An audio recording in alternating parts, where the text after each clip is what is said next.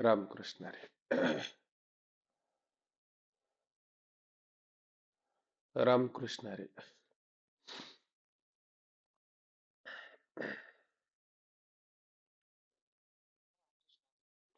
रामकृष्ण हरी.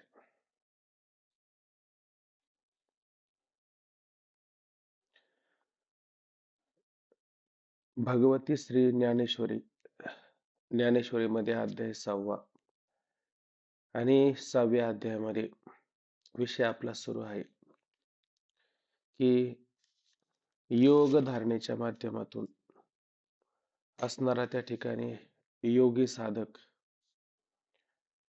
त्या ठिकाणी 3 प्रकारचे बंध असतात आणि अशा 3 प्रकारचे बंध लावून त्या असणाऱ्या कुंडलिनी शक्तीला जागृत करतो आणि जागृत केल्याच्या नंतर ती कुंडलिनी त्याच्या शरीरामध्ये काय काय प्रकारचं कार्य करते, हे सर्व कार्य आपण या ठिकाणी पाहिलं.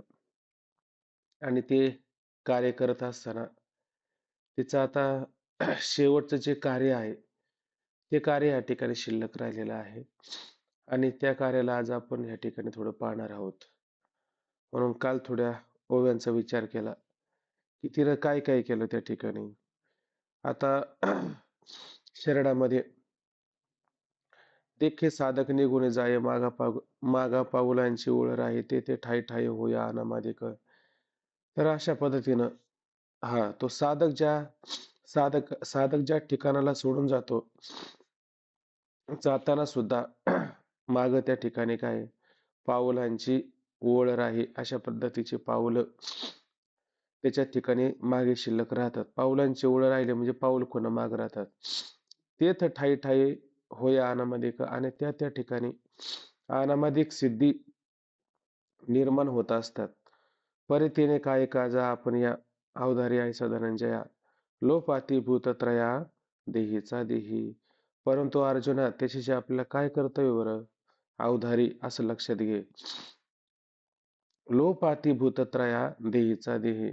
अरे खरं तर या ठिकाणी काय देहातल्या देहातच भूतत्रय म्हणजे 3 प्रकारच्या भूताचा अंत होत आहे, त्या ठिकाणी नाहीशी होत आहे.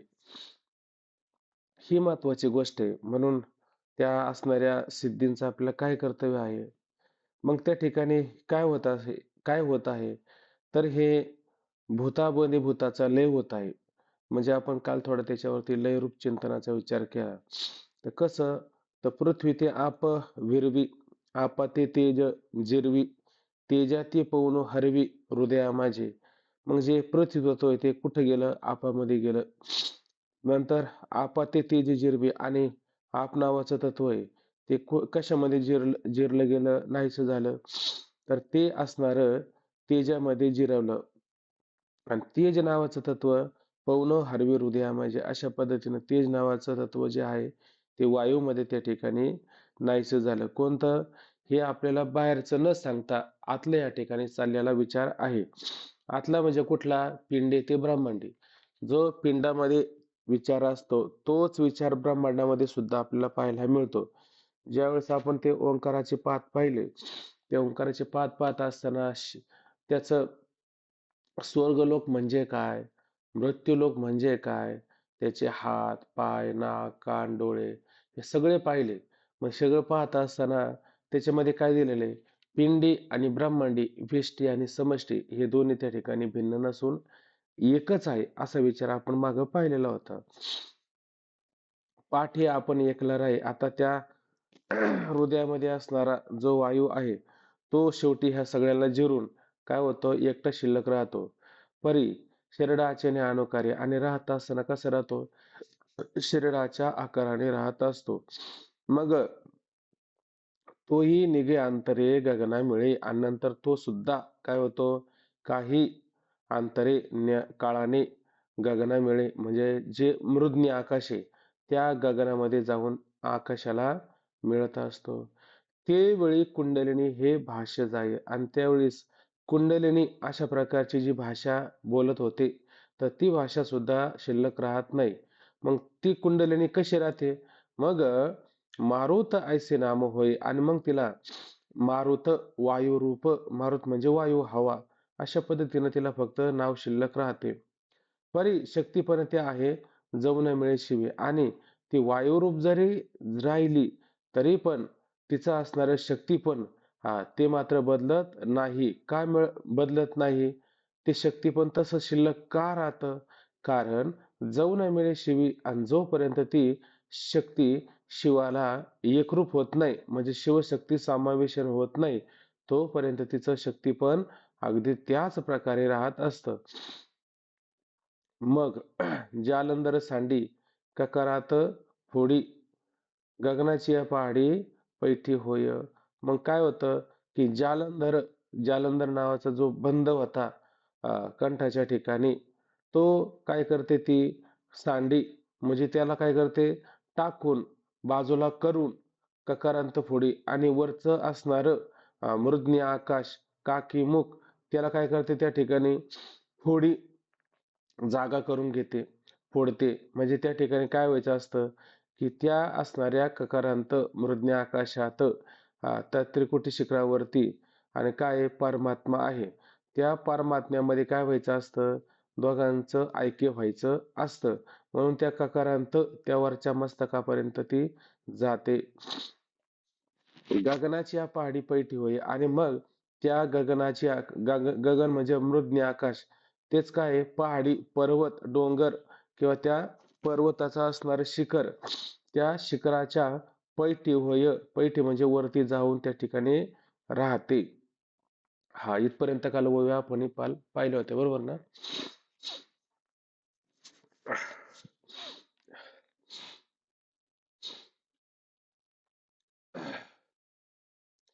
ते ओंकाराची पाठी पाय देत उठा उठी, पश्यंतीचे पावटी मागा घाली. आता पहा इथं काय म्हणलं, आता त्या ठिकाणी गेल्याच्या नंतर पुढे काय होतं की त्या ठिकाणी कोण आहे, ओंकार, आणि ओंकाराच्या पाठी आता हा जो ओंकार सांगितला आहे, तर हा माऊलीने ओंकार आपल्याला सांगत असताना हा काही स्पष्ट रूपाने सांगितला का? 10 प्रकारचे नाद होतात, त्याच्यामध्ये ओंकाराचा नाद कुठं सांगितला का? ओंकाराचा नाद सांगितला नाही. मग हे सगळे 10 मध्ये शेवटचा असणारा मेघनाद, हे ओंकारामध्येच असणारे सगळे नाद आहे. म्हणून खरा नाद कोणता आहे, तर ओंकाराचा असणारा त्या ठिकाणी नाद आहे. आणि ह्या ओंकाराच्या पाठी पाय देते म्हणजे काय करते, खरं पाय गेलं, हे सगळे नाद ओंकारापासून राहिले, म्हणजे हा ओंकार काय, तर ओंकाराचा विचार करत असताना आपण सुरुवातीला ओव्या पाहिल्या की नाही, ओम नमो ज्याद्या वेद प्रतिपाद्या, जय जय सो सवेद्या आत्मारूपा, म्हणजे ओंकार हाच कोणीतरी त्या ठिकाणी काय आहे, परमात्मा आहे. हा ओंकार परमात्मा आहे का परमात्म्याचं नाम आहे? ओंकार काय परमात्मा नाही. परमात्म्याचं ते काय आहे, नाव आहे. जसं आपल्याला काहीतरी एक नाव ठेवलं जातं, म्हणजे नाव म्हणजेच आपण का?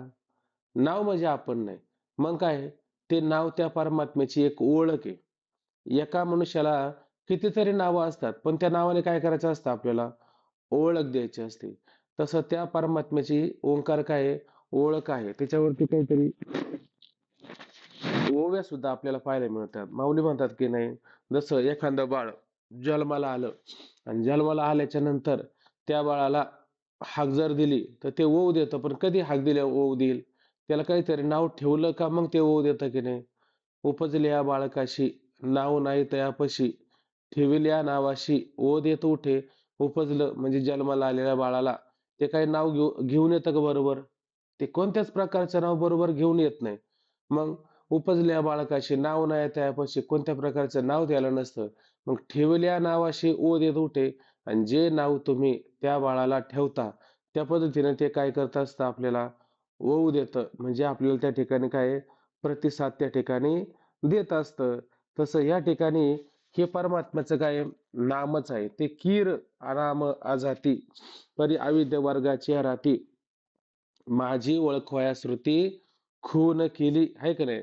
म्हणजे ह्या श्रुतीनं ह्या वेदानी माझी काय ओळख दाखवण्याकरता काय खून केली. मग शब्द तर फक्त ओम आहे, ओंकार असं तुम्ही त्याला म्हणता, आहे का नाही?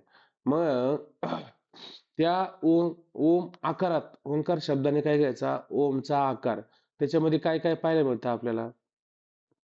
आकार, ओकार आणि मकार असे तीन प्रकार पाहायला मिळतात. आणि त्याची असणारी काय आहे? अर्धी मात्रा. म्हणजे ते एक छोटंसं अर्धी मात्रा करून त्याच्यात एक असणारं बिंदुलं, हे माऊलीने त्या ठिकाणी सांगायचंय. मग आकार म्हणजे काय? उकार म्हणजे काय? आणि मकार म्हणजे काय? आकार सांगता आकार तो आकार चरण युगल, उकर उदार उकार उदर विशाल, मकार महामंडल मस्तक कार्य. आकार आहे का नाही, चरण युगल, आता हे दोन त्याचे पाय आहेत का नाही, हेच कोणी त्या ठिकाणी काय युगल म्हणजे दोन प्रकारचे पाय, हेच त्याचं काही आकार आहे. उकार उकार उदर विशाल, आणि त्या गणपतीचा उकार म्हणजे मोठं असणारं पोट आहे का नाही. आणि तिसरी मात्रा कोणती सांडली? मकार महामंडल मस्तककारे. आणि मकार ओंकाराची तिसरी मकार मात्रा म्हणजे काय? त्याचं मोठं वाटोळ्या स्वरूपाचं असणारं मस्तक, असं त्याचं वर्णन केलं. कोणाचं? गणपतीचं वर्णन केलं. हे तिन्ही एकवटले ते तर शब्द ब्रह्म कवळले, ते मिया गुरुकृपा नमिले आदी बीज. हे तिन्ही एकवटले. हे तीन त्या प्रकारे काय एक झाले. आणि एक झाल्याच्या नंतर काय एक होणं म्हणजे सगळी ऐक्य होणं, म्हणजे त्या परमात्म्याचं त्या ठिकाणी काय दर्शन घडणं, असं त्यातलं तात्पर्य. तसं हे ओंकाराच्या पाठी आणि पाय देणं म्हणजे नक्की काय? तर याच्यात काय करायच्यात आता? ओंकाराच्या तुम्ही मात्रा पाहिल्या, याच्यामध्ये काय स्थूल मात्रा पण पाहिल्या आणि याच्यामध्ये सूक्ष्म मात्रा पण पाहिल्या. याच्यामध्ये स्थूल आहे, सूक्ष्म आहे आणि कारण आहे. आणि अर्धी जी मात्रा आहे ना, तिला अमात्रा असं म्हणायचं. म्हणजे काय? आता जसं आपण हे विचारसागरामध्ये पाहिलं की व्यष्टी आणि समष्टी हे दोन्ही एकच आहे. जसं आपण म्हणतो की नाही पिंडी ते ब्रह्मांडी, तसं पिंडात आणि ब्रह्मांडामध्ये भिन्न नसून ते काय आहे? एकच आहे. मग आता त्या आत्म्याचं स्वरूप आपण पाहिलं, नंतर त्या ब्रह्माचं स्वरूप आपण पाहिलं. आत्म्याचं स्वरूप सांगत असताना कसं सांगितलं आपण की आत्म्याची असणारी स्थूल मात्रा, स्थूल उपाधी, त्याच्यानंतर त्याची स्थूल उपाधी, सूक्ष्म उपाधी आणि कारण उपाधी, असं पाहिलं की नाही. मग त्याच्यामध्ये आत्म्याची स्थूल उपाधी सांगत असताना त्या आत्म्याला कोणतं नाव येतं? स्थूल उपाधी सांगत असताना आत्म्याला विश्व नाव येतं. त्याच्यानंतर त्याची सूक्ष्म उपाधी सांगत असताना तेजस नाव येतं.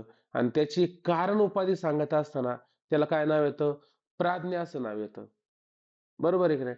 तसंच ब्रह्माचं सुद्धा सांगत असताना स्थूल, सूक्ष्म आणि कारण, त्या ब्रह्माला सुद्धा ह्या उपाध्या लागतात. कशा उपाध्या लागतात? जसं आता आत्म्याला स्थूल उपाधी सांगत असताना तुम्ही काय म्हटलं? विश्व म्हणलं. तर त्या ब्रह्माला तुम्ही काय म्हणाल मग? याला विश्व म्हणलं की त्याला विराट म्हणावं लागतं.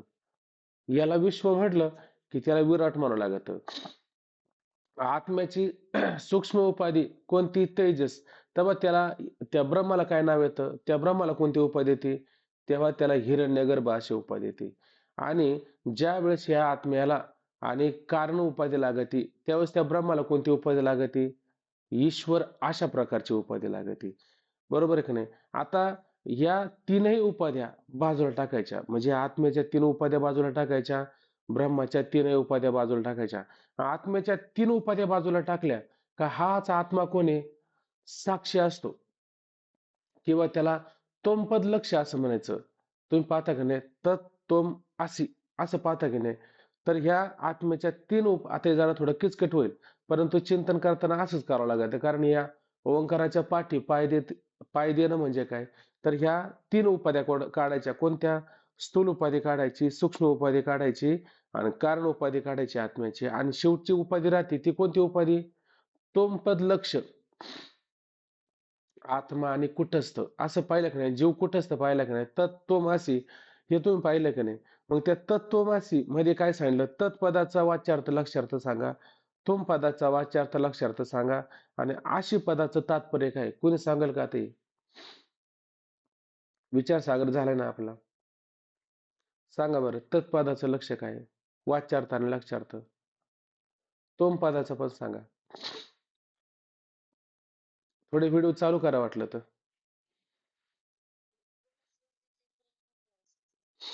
हा, ते ब्रह्मत्व आहे, पण तत्पदाचा वाच्यार्थ लक्षार्थ, तोम पदाचा वाच्यार्थ लक्षार्थ, आशी पदाचं तात्पर्य काय?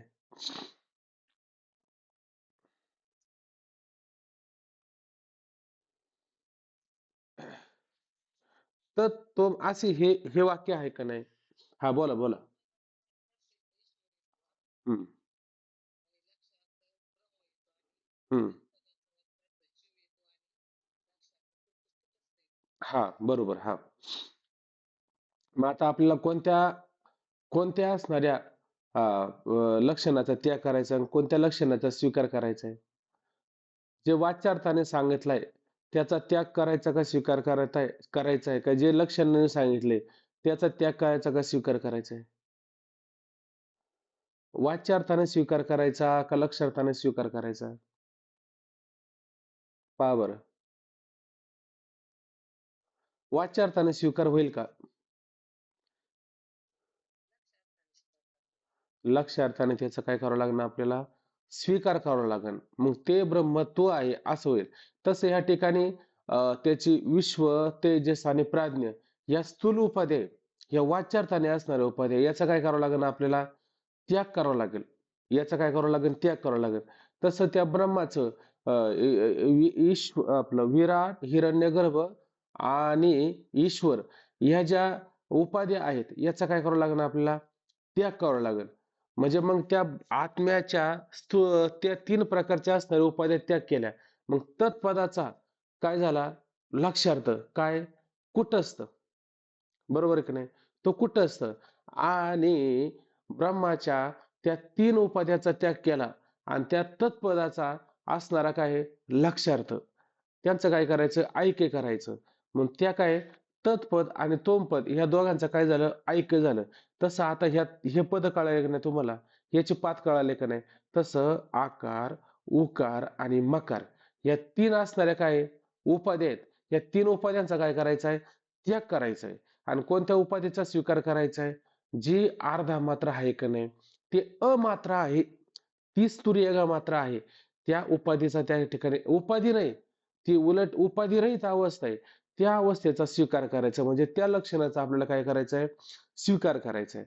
तसं आतापर्यंत परा, पश्यंती, मध्यमा, वैखरी अशा त्या चार वाण्या पाहिल्या की नाही आपण? हे समजा चार पद आहे. मग आपल्याला याच्यात कोणत्या पदाचा त्याग करायचा आहे? कोणत्या वाणीचा त्याग करायचा आहे आणि कोणत्या वाणीचा स्वीकार करायचा आहे? पहा बरं आता तुमच्या लक्षात येईल.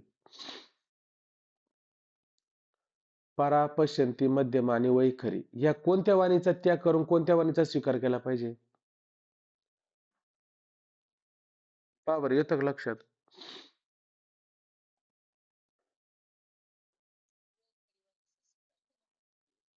वैखरी वाणी तर स्थूले खरी. वैखरी वाणीतूनच बोललं जातं ना. ते बोलायचंच नाही त्या ठिकाणी. बोललं तर मग परमात्म्याचा अनुभव तुम्हाला कसं काय आला? तिला उलट टाकायचं. प वैखरी तर पहिले टाकायची. त्याच्यानंतर मध्यमा टाकायची आणि पश्चिंती सुद्धा टाकायची आणि परावानीचा स्वीकार करायचा आहे का नाही. इथं इथं काय दिलं बघा ना इथं पश्चिंतीच्या पावटी माग घाली म्हणजे शेवटची असणारी कोणती पश्चंती वाणी असती आहे का नाही. ही पश्चंती वाणी हिची सुद्धा काय पावटी आहे का नाही. तुका म्हणे आता आम्ही काळाच्या माथा काळाच्या सुद्धा माथ्यावर निघू काळाच्या माथ्यावरती डोक्यावर पाय देऊन निघून जाऊ हे म्हणण्याचं तात्पर्य. म्हणजे ही पश्चिंती असणारी वाणी हिचा सुद्धा काय करायचं आम्हाला पावटी हिची सुद्धा पायवाट करून माग घाली तिला सुद्धा माग घालायचं आणि कुठं जायचं आम्हाला परावाणीमध्ये. परावाणीमध्ये काय राम हमारा जप करे हम बैठे आराम आहे का नाही. धरुणी श्री हरी जपे सदा अशा पद्धतीचं तिथं चिंतन आहे. तिथं बोलता येतं का काही? परावाणीमध्ये काही आता निर्माण होत असेल तुम्हाला सांगता येईल का? ते तुम्हाला सांगता येत नाही. म्हणजे कुठं जायचंय? ओंकाराच्या असणाऱ्या ज्या स्थूल उपाध्या आहेत, सूक्ष्म आणि स्थूल उपाध्या त्या सुद्धा काढून टाकायच्या. तिथं काढून टाकायचे म्हणण्याचं तात्पर्य काय? ते ओंकाराच्या पाठी आणि ओंकाराच्या पाठी म्हणजे तीन असणाऱ्या उपाध्या त्याचा त्याग करायचा आहे. चौथी असणारी अमात्रा आहे की नाही? तिचा स्वीकार करायचा आहे. म्हणून त्या ओंकाराच्या पाठी पाय देत उठाउठी अशा प्रकारे त्याची सुद्धा काय पायवाट करून आहे का नाही. उठाउठी म्हणजे काय? चालू चालू मध्ये उठता बसता असं म्हणतो की नाही आपण उठाउठी उठता बसता म्हणजे एक एक एक एक असणाऱ्या आकार उकार आणि मकार यांच्या ठिकाणी काय आहे पाय देत देत देत देत आणि जी चौथी अवस्था आहे. हे अर्धमात्रा, अमात्रा, साक्षीत्व, तुर्यागा अशी जी असणारी मात्रा आहे त्या मात्रेचा काय करायचं आहे, स्वीकार करायचा आहे. आणि हे स्वीकार करत असताना तोच ओंकार, आकार, उकार आणि मकार तसं त्या चार वाणीमध्ये पण पाहायला मिळतो. परा, पश्यन्ती, मध्यमा, वैखरी. वैखरीला टाकायचंय, मध्यमाला टाकायचंय, पश्यन्तीच्या सुद्धा काय पायवाट करून तिला सुद्धा माग घाली, तिला सुद्धा माग टाकायचंय. आणि परावाणीमध्ये त्या ठिकाणी काय करायचं आहे, स्वीकार करायचा, आपल्याला प्रवेश करायचा आहे. असा त्याचा सरळ अर्थ लक्षात घ्यायचा.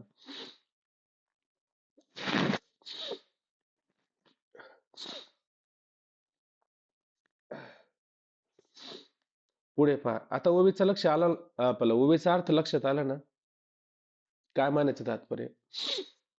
हा म्हणजे ज्याचा विचार सागर झाला असेल त्याच्या थोडं लक्षात येऊ शकते. चला पुढे पहा. पाय देत उठावटी पश्यंतीच्या पाठी पावटी माग घाली, अशा पद्धतीनं पश्यंत नावाची जी वाणी आहे तिची काय करा, पावटी आहे का नाही, तिची सुद्धा त्या ठिकाणी पावटी करा, पायवाट करा, पायरी करा. पायरी करून माग घाली आणि तिला सुद्धा मागच्या बाजूला घालते, म्हणजे माग टाकून पुढे निघून जाते. पुढं पहा, पुढा पुढा म्हणजे पुढे. तन मात्रा अर्धेविरी आकाशाच्या अंतरी भारती गमे सागरी सरिता जीवी. आता माऊली या ठिकाणी काय सांगतात, की पुढा पुढा असणारा काय आहे, तन मात्रा ज्या आता त्या ठिकाणी काय आहे, त्याच्या मात्रा सांगितल्यात ना. किती मात्रा सांगितल्यात? स्थूल उपाधी पाहिली, स्थूल मात्रा पाहिली, सूक्ष्म उपाधी पाहिली म्हणजे मात्रा पाहिली, कारण उपाधी म्हणजे कारण मात्रा पाहिली, आणि अमात्रा पाहिली. अशा किती? काही सूक्ष्म मात्रा आहे, काही स्थूल मात्रा पण आहे. कोणाच्या मात्रा? मात्रा कोणाच्या या? शेवटचा नाद कोणता आहे त्या सगळ्यांचा? नादाचा अंतर्भाव ओंकारामध्ये. त्याला मात्रा म्हणले ना आपण त्या ठिकाणी. त्या मात्रा म्हणल्यात. मग ह्या ठिकाणी कोणत्या मात्रा ठेवायच्या? कोणत्याच मात्रा ठेवायच्या नाही. तुम्ही म्हणाल ह्या 3 मात्रेचा त्याग केला आणि चौथ्या मात्रेचा स्वीकार करा, तरी तो गुंतूनच बसलाय, तो मुक्त झालाय का अजून? आहे का नाही? म्हणजे त्याला त्या सगळ्या असणाऱ्या मात्रा त्या सुद्धा घालवायच्यात, एक सुद्धा मागे शिल्लक ठेवायची नाही. तुम्हाला त्या तुम्ही दादांच्या कथेमध्ये ऐकत असता, की त्याने बायको केली आणि बायकोला येत होती शाबरी विद्या. काय येत होती? शाबरी विद्या येत होती. ऐक नाही, आणि शाबरी विद्या म्हणजे मोठी जहाल विद्या. आणि त्या बायको त्या नवऱ्याला म्हणायची, माझं हे काम कर, नाही केलं तर बेडूक करेल, नाही केलं तर कावळा करेल, नाही केलं तर आणखीन काय करेल. त्याला मोठी काळजीच लागायची. लग्न झाल्याच्या नंतर 1-2 वर्षामध्ये फार अगदा त्याचं शरीर म्हणजे खिळखिळ झालं, झुरणी पांजरा अशी अवस्था झाली. आणि मित्र भेटला आणि म्हटला, अरे हे काय झाली अवस्था? मला बायकोच अशी जाल भेटली म्हणले. काही नाही केलं का ते अंगाशी येतं म्हणले, करावंच लागतं म्हणले. विचार करू करू, विचाराने माणूस थकत असतो ना, विचार करू करू म्हणला संपलो. मग मला एवढं काय काळजी करतो? मी एक सोपं सांगतो, काय आहे, की म्हणले ती जी ती तुझी बायको जिच्याकडे शिकले की नाही, ज्या बायकोत शिकले की नाही, त्या बाईची माझी ओळख आहे. म्हणले कश काय? तिला जी विद्या येते की नाही, तिच्यापेक्षा तिला जास्त महत्वाची विद्या येते. तिला फार हिच्यापेक्षा अधिक विद्या येते. हा मग चल म्हणला तिच्याकडं. तिच्याकडे घेऊन गेला. घेऊन गेल्याच्या नंतर म्हटले, असं असं आहे, की याची बायको याला त्रास देते, तिला शाबरी विद्या येते, तिचा नायनाट करायचा आहे. नायनाट करायचं आहे म्हणल्यावर मग ती म्हणली, मी नायनाट करीन, पण मग ती मेल्याच्या नंतर माझ्याबरोबर लग्न करा. असं तिचं ठरलं. हा म्हणला, अरे पहिलीने एवढा त्रास दिला आणि दुसरी म्हणले, तू आता काय कर, आता हिला घे, हिचा स्वीकार कर. का? तिचा नाश करायचा आहे ना. म्हणून हा म्हटला, मग सांगितलं त्याने, की म्हटले, तिला आता मारण्यासाठी मी तुम्हाला काही तांदूळ देते, मी काही तीळ देते, मी काही उडीद देते. मग काय करायचं ते आम्ही तुम्हाला मंत्र सांगणार. तो मंत्र म्हटलंय का आम्ही दोघे त्या ठिकाणी काही घार होणार, एक काळी घार आणि एक पांढरी घार, आहे का नाही. मग काळी घार आहे ना, त्या काळी घारीवरती हे उडीद टाकायचे, म्हणजे मग ती मरून जाईल, आहे का नाही. नाही तर मग ती काठी पण दिली होती हातामध्ये, काही ठिकाणी काठी म्हणले, मग काठी मारायची म्हणजे ती मरून जाईल. मग आणि मग मी आता त्या ठिकाणी सफेद गार आहे, तिच्यावर काय करायचे, तांदूळ टाकायचे, म्हणजे मग मी माझ्या स्वरूपामध्ये येईल असं सांगितलं. आणि मग तिला घेऊन गेल्याच्या नंतर त्या दोघींची धरपकड सुरू झाली आणि मंत्र म्हटला. मंत्र म्हटल्याच्या नंतर एक काळी गार झाली, एक पांढरी गार झाली. दोन्ही गार झाल्याच्या नंतर मग ठरलं होतं लगेच पांढरे उडीद आपलं काळे उडीद घेतले आणि त्या अंगावर टाकले तिच्या बायकोच्या, ती लगेच मरून गेली. आणि मग आता पांढरे तांदूळ आणि तिच्या अंगावर टाकायचे, तर मित्राने सांगितलं, "अरे," म्हणलं, "वेड्या, काय? अरे, काळे घार दुःखदायक होते, तर सफेद घार त्या ठिकाणी दुःखदायक नाही राहणार का? सफेद घार सुद्धा दुःखदायक होऊ शकते. मग काय कर, एक काम कर, तिला जसं काठीनं मारलं, तेल टाकून मारलं, तसं हिला काय तांदूळ टाकू नको मारू. हातामध्ये जी काठी आहे ना, त्या काठीने हिला मार.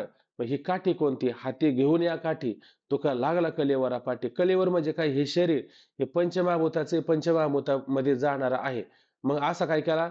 निश्चय केला. आणि निश्चय करून हाची निश्चय माझा, परी मी निश्चय होऊन तुझा. हा निश्चय माझा असला तरी पण निश्चय कोणाचा आहे? माझा का बुद्धीचा? बुद्धी निश्चय करते. आणि बुद्धी मी आहे का? मी आत्मा आहे. मी आत्मा आहे. आणि बुद्धी कार्य कोणाचं आहे? मायेचं आहे.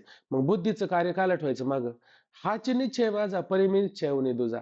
हा निश्चय करायचा, पण त्याच्यापेक्षा वेगळं व्हायचं. तसं तीन उपदेचा, तीन मात्रेचा तुम्ही त्याग केला आणि चौथी असणारी अमात्रा, तिचा कायला स्वीकार करायचा? का तिचा स्वीकार करायचा म्हणजे परत गुंतून बसायचं? त्याच्यात गुंतायचं नाही. ती सुद्धा मात्रा काय करायची? घालून टाकायची. हे त्यातलं तात्पर्य. मग म्हटले पहा, पुढं तन्मात्रा अर्धविरी आणि त्या असणाऱ्या तन्मात्रा ओंकाराच्या स्थूल उपाधीना असो, सूक्ष्म उपाधीना असो, अर्धी मात्रा असो, त्या सारीच्या साऱ्या आकाशाच्या अंतरी. कोणत्या आकाशाच्या अंतरी? आकाश कोणतं सांगितलं आपल्याला? लक्ष देतं ना? शरीरातील आकाश.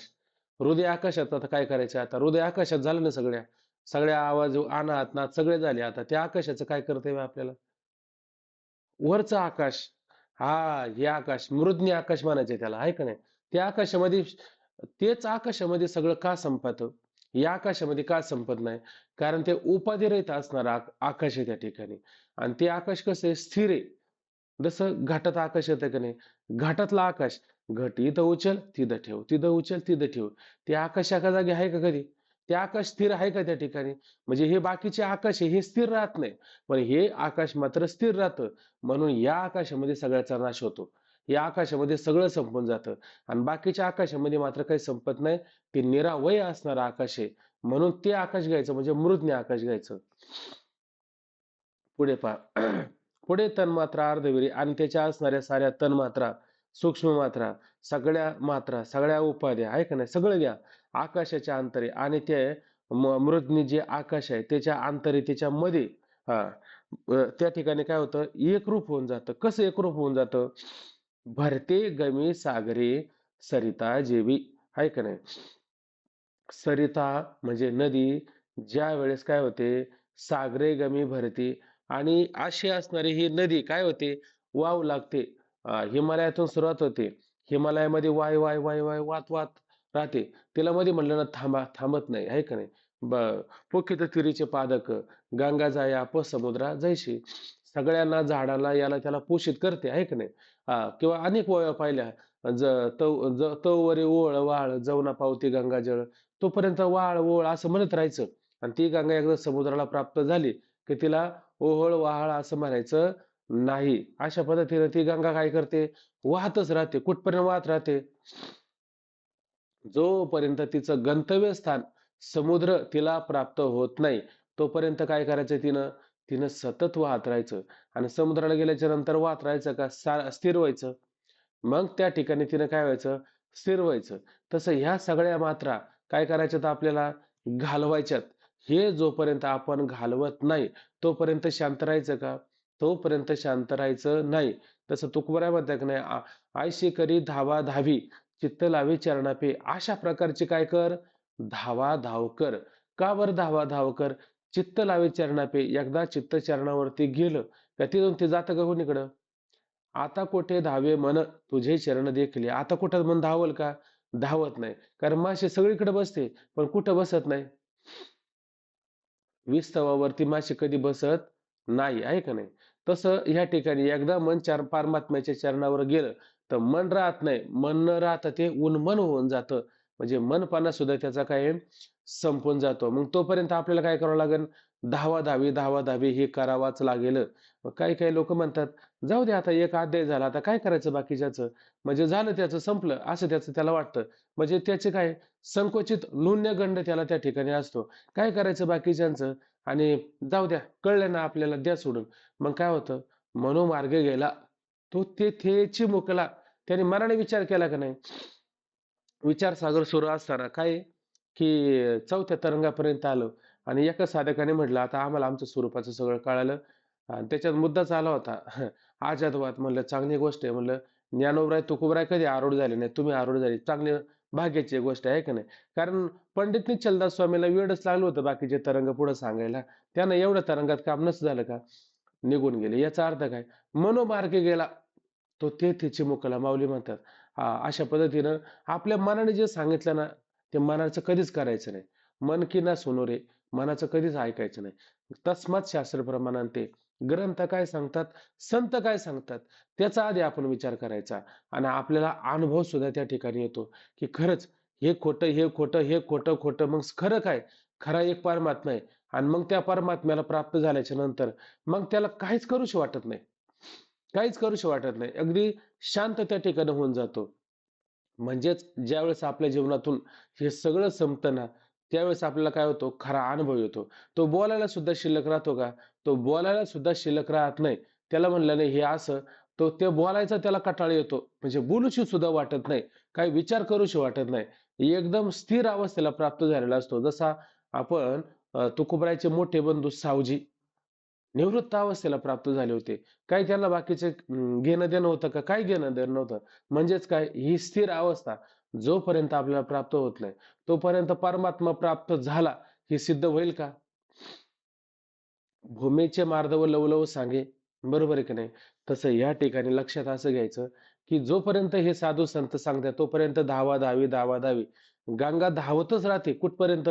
जोपर्यंत समुद्राला प्राप्त होत नाही, तोपर्यंत धावत राहते. तसं या सगळ्या मात्रा, सूक्ष्म, स्थूल, कारण ज्या काय असतील, अमात्रा, सगळं सगळं कुठे आहे? त्या आकाशामध्ये, त्या परमात्म्यामध्ये जोपर्यंत लीन होत नाही, तोपर्यंत स्थिर राहायचं नाही. जशी गंगा समुद्राला भेटत नाही, तशी ती स्थिर होत नाही. तसे या सगळ्या उपाध्या काय होतात, त्या असणाऱ्या मृज्ञ आकाशामध्ये जाऊन काय होतात, स्थिर होतात. मग तिथून हालचाल करायचं काही काम शिल्लक राहत नाही, असं लक्षात घ्यायचं.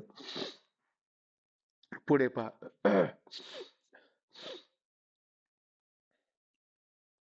मग ब्रह्मरंध्री स्थिरवुनी सोहमभावाच्या बाह्या पसरोनी परमात्मा लिंगा धावनी अंगागडी. आता पुढे पहा माऊली काय म्हणतात.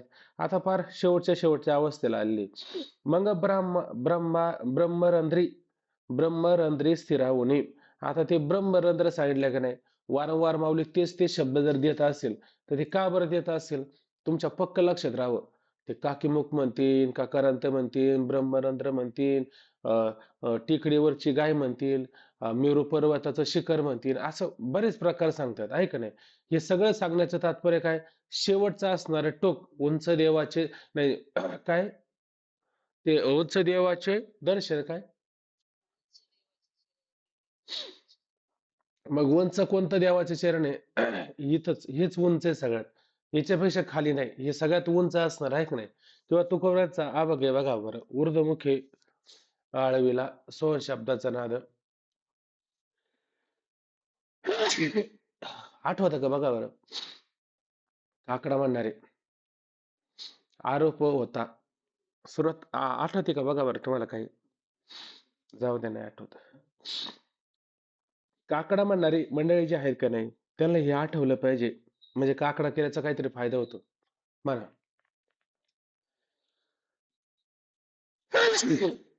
ऊर्ध्वमुखी आळविला सोम शब्दाचा नाद. नाही आठवत ना? त्याच्यामध्ये सुद्धा हेच आहे. ऊर्ध्वमुखी म्हणजे वर तोंड करून. वर तोंड म्हणजे काय? आरोप होता. आरोप होता. रूपवान रहित होता. त्याला स्वरूपाला त्या ठिकाणी आणलं. हम्म. हम्म. छंद हा.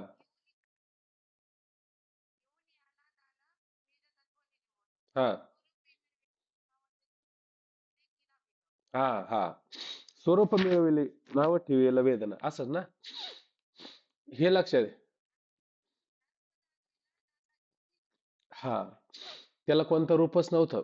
आरोपच होता. घेऊन या छंद. अशा पद्धतीनं. हा हा, बरोबर. चला असू द्या. ब्रह्मरंध्री स्थिरावणे अशा पद्धतीनं हे आता हे सगळं वर्ण आलं ना, मला आता जास्त सर्दी झाली, आता विलक्षणता होऊ लागली, सुधरत नाही काही. असू द्या. ते बाळकृष्ण महाराज आहेत का? बोलतील का थोडं? हा,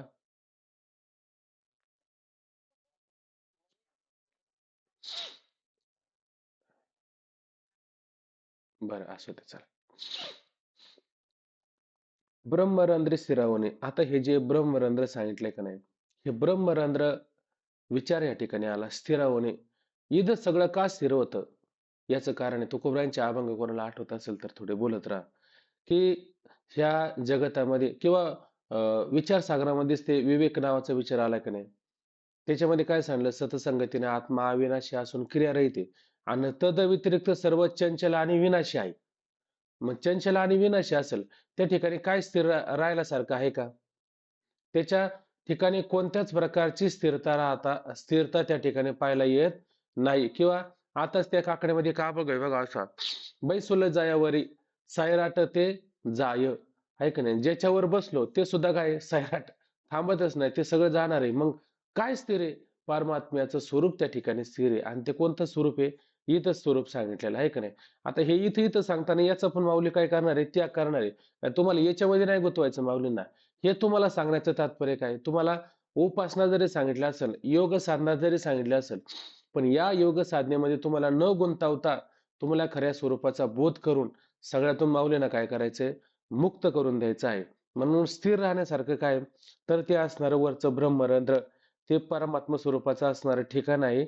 आणि त्या ठिकाणी सर्व काही काय असतं? स्थिर असतं. त्याच्या वाचून बाकीचं सगळं काय आहे? अस्थिर रूपाने आपल्याला पाहायला मिळतं. म्हणून मग ब्रह्मरंध्री स्थिरावणी अशा प्रकारे त्या ब्रह्मरंध्रामध्ये स्थिर होऊन सोहम भावाच्या बाया पसरवणी. आता ती असणारी कुंडलिनी जगदंबा, ती पण बाह्य तिला उत्पन्न होतात. बाया म्हणजे कोणत्या बाया होत्या? सोहम. सोम म्हणजे काय आता? सोहम म्हणजे काय? आता बघा, पहिला ओंकार पाहिला की नाही. आता ओंकार पाहत असताना ओम असं केलं बघा, त्याचा पहिल्यांदा काय केला? ओम. आता ओम शब्दामध्ये काय काय येतं बरं? ओम शब्दामध्ये काय घालवायचं आणि काय ठेवायचं मागं पण सांगितलं का नाही? ओम शब्दामध्ये नाही, पहिल्यांदा सोहम सांगितलं होतं आपण. सोहम सांगितलं होतं नाही का? सोहम मध्ये काय काढायचं होतं? स काढायचा होता आणि ओ ठेवायचा होता. आणि हम शब्दामध्ये ह काढायचा होता आणि म ठेवायचा होता. तो झाला ओम, आहे का नाही? तोच कोण आहे? सोहम. म्हणजे त्याचं तात्पर्य काय केलं आपण? ते मी आहे. म्हणजे काय ते मी आहे? तो परमात्मा मी आहे. सोहम, तो परमात्मा मी आहे. हा काय त्याच्यातला भाव आहे. मग इथं बाया कोणत्या असल्या पाहिजे? सोहम, ते परमात्मा मी आहे अशा प्रकारचा भाव ज्याच्या अंतःकरणामध्ये उत्पन्न झाला, त्या असणाऱ्या बाया. बाया म्हणजे दोन बाहू, आहे का नाही? उचलून चारी भुजा दीनशम. ती गोपिका म्हणत असते की जयाच्या जयाच्या आवडी तेजेला संसार, तीन एका आबोला धरी येला, पाया धुतली मिठी, जिवे घातली गाठी, सावमा नाही जग जेठी उभा, ठेला गे माय. हा, तिथं सांगत असताना सावमा नाही उभा, जगी काहीतरी ठेला गे माय, भेटवा व त्याशी चरण झाडे केशी. हा, असं म्हटलं आणि पुढंच म्हटलं उचलून चारी भुजा दीनशम. म्हणजे त्याला किती बाया आहे त्या ठिकाणी? चार बाया, चार भुजा आहे त्याला, ऐक नाही. आणि त्या चार भुजाला मी काय करीन? शेम आलिंगन त्या ठिकाणी देईन. पण कसं? आता आलिंगन द्यायचं असेल, तो परमात्मा कसा आहे? निर्गुण निराकार आहे. मग निर्गुण निराकार असणारा परमात्मा, त्या परमात्म्याचा भाव आपल्याला कळला पाहिजे. जरी तो निर्गुण असेल तरी आपल्याला सर्वांना सांभाळतो की नाही? सांभाळतो, आहे का नाही? झाडाचं पान कोणत्या सत्तेने हालतं? त्याच्या सत्तेने हालतं, आहे का नाही? वृक्षाचे पान हाले ज्याचे सत्ता, मग आणता राहिले गोठे. म्हणजे वृक्षाचं पान सुद्धा कोणत्या सत्तेने हालतं? त्याच्या सत्तेने हालतं, बरोबर आहे की नाही? मग अशा पद्धतीनं भाव ठेवला का नाही? भावाची कारण, भावाची कारण, सगळ्याला कारण काय? भाव. आणि इथं आपल्याला त्याला आलिंगन द्यायचंय, कारण आता त्या शिखरावरती गेलो आणि त्या शिखरावरती आता ती काय करते? कुंडलिनी त्याला आलिंगन देते. का आलिंगन देते? कारण जोपर्यंत इथं ओव्या आल्या की नाही, ते वेळी कुंडलिनी भाषा जाय, कुंडलिनी हे नाव जरी गेलं, भाषा जरी गेली, तरी पण वायू रूपाने मात्र शिल्लक आहे ना. जोपर्यंत ती शिल्लक आहे तोपर्यंत जीव ब्रह्माचा आहे का? आहे की नाही का? कारण ही वेगळी आणि तो वेगळा, अजून वेगळेच आहे ना. त्या दोघांना काय व्हावं लागन? एक व्हावं लागन. एक होणं म्हणजे काय? आलिंगन द्यायचं. पण कशा पद्धतीचं आलिंगन आलिंगन द्यायचं? तर त्या ठिकाणी ते मी आहे अशा सोहम भाव अंतःकरणामध्ये प्रगट करून त्या परमात्म्याला काय करायचे? आलिंगन द्यायचे. तिथं आता तो परमात्मा सावयव आहे का निरावय आहे? पाहायला गेलं तर तो निरावय आहे का नाही? आणि हिला सुद्धा काय व्हावं लागेल? निरावय व्हावं लागेल, आहे का नाही? जसं ते गोपिका म्हणते का नाही, श शमदेव गेले तवची मी एकली. म्हणजे त्या परमात्म्याला आलिंगन द्यायला गेली, कडकडून आलिंगन दिली. अभंगाचे बघा, पांडुरंग कांती दिव्य तेज झळकती. त्याच्यामध्ये बघा, शमदेव गेले तवची मी एकले. त्याला आलिंगन द्यायला गेले, तेव्हा मी काय होते? एकलीच होते. म्हणजे आलिंगन कोण कोणाला देतं? आलिंगन देण्याकरता दुसरं कोणीतरी असलं पाहिजे. म्हणजे तो परमात्मा काय? मी आहे, ते मी आहे अशा स्वयंभावाचं काय करायचंय? आलिंगन द्यायचे, मिठी द्यायची. जसं त्या ठिकाणी तुकोबरायचे अभंग पाहायला मिळतात. त्याच्यामध्ये म्हटलं की नाही तुकोबरायने, की आलिंगन घडे मोक्ष सायुज्यता जोडे. म्हणजेच काय? आलिंगन कोणतं आलिंगन सांगितलं? संतांना आलिंगन देतात की नाही? मग हे आलिंगन कोणतं सांगितलं? की संतांच्या अंतःकरणामध्ये असणं, हा, संतांच्या अंतःकरणात असणारा भाव आणि त्या असणाऱ्या साधकाच्या अंतःकरणामध्ये एक होणं, हेच खरं आलिंगन आहे. तो जसा परमात्मा निर्गुण निराकार आहे, ते जसं स्वरूप आहे, तसंच हे बाकीचं सगळं काय आहे? स्वरूप आहे. मग हे सगळं प्रतीतीला येतं, हे कसं आहे? सगळं मिथ्या स्वरूपाचं आहे असं जाणणं आणि खऱ्या स्वरूपाशी एकरूप होणं, हेच खरं त्या ठिकाणी काय आहे? आलिंगन आहे. म्हणून सोहम बाह्या पसरवणी आणि ती असणारी कुंडलिनी काय करते? सोहम भाव ते ब्रह्म मी आहे अशा प्रकारच्या बाह्या पसरून पसरती आणि परमात्मा आलिंगा धावणी अंगाघडी अशा पद्धती काय करते? परमात्मा स्वरूपाच्या परमात्मा आलिंगा, परमात्मा म्हणजे ते परब्रह्म मृज्ञ आकाशात असणार परब्रह्म, त्या परमात्मा आलिंगा त्याच्या ठिकाणी आलिंगन देते. पण कसं? धावणी, आहे का नाही? तिचं आलिंगन कसं असतं? जाऊ दे, आता आल्यावर महाराज आपण सावकाश भेटू, सावकाश दर्शन घेऊ. का आल्या आल्या पहिले दर्शन घ्यायला जाता धावून? माऊलींची पालखी आल्याच्या नंतर काय करता तुम्ही? धावून जातात का नाही दर्शन घेण्याकरता, आलिंगन घेण्याकरता? हे धावून जायचं असतं, आहे का नाही? कारण फार जवळचा असतो, कितीतरी काळाने आपल्याला मिळणार असतो. म्हणजे त्याला दर्शन द्यायचं असेल, त्याला आलिंगन घ्यायचं असेल तर कसं? धावून गेलं पाहिजे. तशी ही जाते का नाही? धावून जाते. जसं तुम्ही तुकाराम महाराजांचा धावा पाहिला असेल, त्या दहाव्यापाशी गेल्याच्या नंतर लोक काय करतात? तिकडून पालखी आली रे आली का इकडूनच धावायला सुरुवात करतात. तसं ही कुंडलिनी काय करते? त्या परमात्म्याचं दर्शन झालं रे झालं, त्या आकाशामध्ये गेली रे गेली का काय करते? त्या परमात्म्याला आलिंगन देताना धावून त्या परमात्म्याला काय करते? आलिंगन देते. अशा पद्धतीनं त्या परमात्म्याला धावून आलिंगन दिलं का मग काय होतं? बाऊली म्हणतात अंगाघडी. अंगाघडी म्हणजे काय? तो परमात्मा परमात्मा राहत नाही आणि ही कुंडलिनी राहत नाही. अंगाने काय होत्या दोन्ही एक घडी. अंगाघडी म्हणजे काय? दोन्हीचे अंग, दोन्हीची शरीर भिन्न न राहता काय करतात? एक होतात. एक घडी अंगाघडी म्हणजे दोन्हींचं त्या ठिकाणी ऐक्य घडत असतं, असं सरळ अर्थ घेऊ शकतो. तव महाभूतांची जवनिका फिटे, मग देहीशी होय झटे, तेथ गगना सगट आटे, समरसी ते. आता पाहुणे काय म्हणतात? तव महाभूताची जवनिका, म्हणजे आता अशा पद्धतीने त्यांचं आलिंगन झालं तर काय होईल? म्हणजे महाभूतांची जवनिका, महाभूत पाहिले का नाही? किती महाभूत आहे? पंचमहाभूत. याची असणारी जवनिका म्हणजे पडदा मधला पदर, आहे का नाही? हा असणारी जवनिका, हा असणारा पदर, तो पदर काय? फिटे. फिटे म्हणजे काय होतो? नाहीसा होऊन जातो. कधी नाहीसा होऊन जातो? जोपर्यंत तिचं आणि त्याचं आलिंगन होत नाही, ऐक्य होत नाही, तोपर्यंत हे भूत अजून शिल्लक आहे. जेव्हा तीच आता त्या ठिकाणी सर्व भूताला नष्ट करते आणि परमात्म्याशी आलिंगन देते, त्यावेळेस ही पंचमहाभूताची जी असणारी पंचमहाभूताचा मध्ये असणारा जो पदर होता, पडदा होता, पंचमहाभूतच का त्यामध्ये पंचमहाभूताचं अख्खं शरीर पाहायचं. ते पंचमहाभूताचं शरीर, त्या पंचमहाभूतापासून स्थूल शरीर, सूक्ष्म शरीर, कारण शरीर, ही तीन शरीरे सांगून त्याच्यामध्ये 5 प्रकारचे कोश पण लक्षात घ्या. हे 5 प्रकारचे कोश सुद्धा निघून जातात. आणि हे 5 प्रकारचे कोश पाहत असताना शेवटचा कोश आपल्याला सांगितला कोणता? आनंदमय कोश. आता आनंदमय कोशामध्ये काय काय राहतं? ब्रह्म, विष्णू, महेश, गणपती, सारे देव देवता सारे पण त्या ठिकाणी राहतात. का हा पण कोशच आहे पाहायला गेलं तर. कोश आहे, आवरण आहे का नाही? तो परमात्मा आहे, मी त्याचा साधक आहे, मी उपासना केली पाहिजे, त्याची प्राप्ती करून घेतली पाहिजे. वेडेपणा नाही का हा पण? हा पण वेडेपणाचे म्हणजे हा पण कोशाचे. कोश म्हणजे आच्छादन, आवरण. हा पण त्या ठिकाणी काय नष्ट झाला पाहिजे. तिनं आता सगळं घालवलं का नाही? तिनं तिचं काय ठेवलं का? तरच तिचं आलिंगन घडलं का नाही? पाया पडू गेले तवचे मी ऐकले. मग पाया पडायला गेले. ते पाया पडायला जात असताना तिनं पाहिलं स्वतःला. दर्पणे पाहता रूप न दिसे आपले. आरशात पाहायला गेली. आरशात तिला तिचं रूप दिसलं का? म्हणजे कोणत्या प्रकारची भूत राहिलेत का? का भूतच संपून गेले? ती आता फक्त एक राहिले.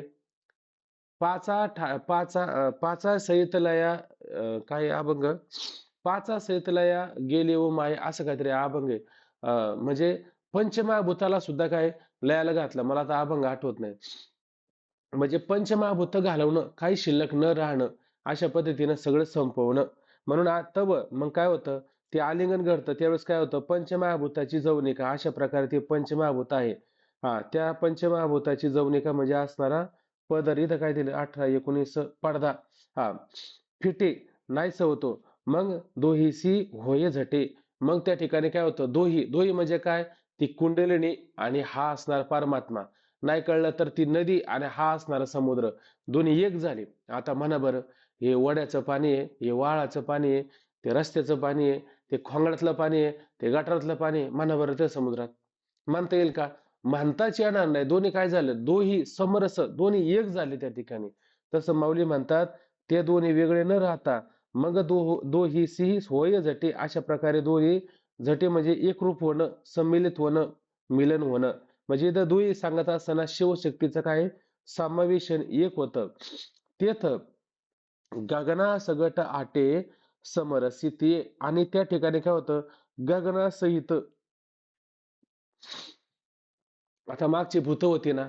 किती भूत होती? 4 प्रकारची भूत होती. 5 प्रकारची भूत होती. त्या 5 प्रकारच्या भूतांमध्ये आवाज थांबलाय का?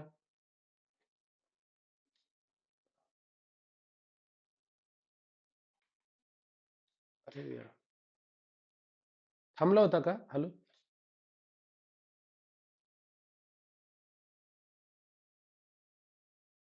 थांबलं काय ना सगळं.